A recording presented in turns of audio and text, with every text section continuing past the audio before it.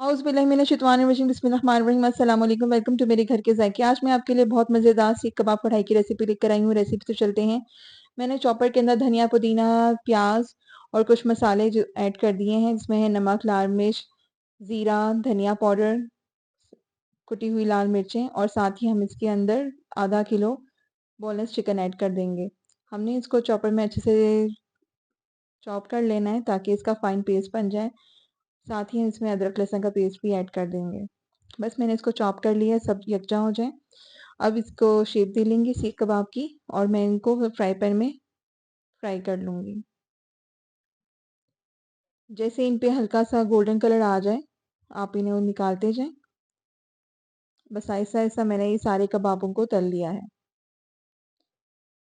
अब इसकी ग्रेवी की तरफ आते हैं। ग्रेवी के लिए मैंने 2 से 3 प्याज ले ली थी, जिनको मैंने पीस लिया था, वो भी इसमें ऐड कर देंगे। जब तक ये जब इनका कलर हल्का गोल्डन हो जाए, तो हम इसके अंदर अदरक लहसुन का पेस्ट और पिसे हुए टमाटर ऐड कर देंगे। मैंने तकरीबन 3 से 4 टमाटर लिए थे, जिनको मैंने पीस लिया है।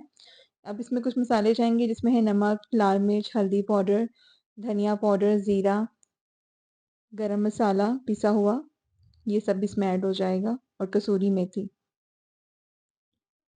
बस ये मसाले डाल के हमने इनकी अच्छे से भुनाई करनी है कि मसाला हमारा अच्छे से भुन जाए। जैसे ही मसाला अच्छे से भुन जाएगा, तो हम इसके अंदर कबाब ऐड कर देंगे। मसाला अच्छे से भुन चुका है, अब मैं इसके अंदर कबाब ऐड कर दूंगी। कबाब को आपने बहुत ही हल्के हाथ से मिक्स करना है ताकि ये टूट ना जाए। बस इसको हल्के से मिक्स करते जाएं। आपने कबाब डालने के बाद इसको तकरीबन 3 से 4 मिनट के लिए ढक्कन ढक के पका लें। बस इसको पकाते हुए 3 से 4 मिनट हो गए हैं। अब मैंने एंड में इसके अंदर क्रीम मिक्स कर दी है और साथ ही मैं इसमें कोयले का धुआं दे दूंगी, जो कि रिकॉर्ड नहीं हो सका। उम्मीद करती हूँ आपको ये टेस्टी सी रेसिपी पसंद आई होगी। Thanks for watching. अल्लाह हाफिज़।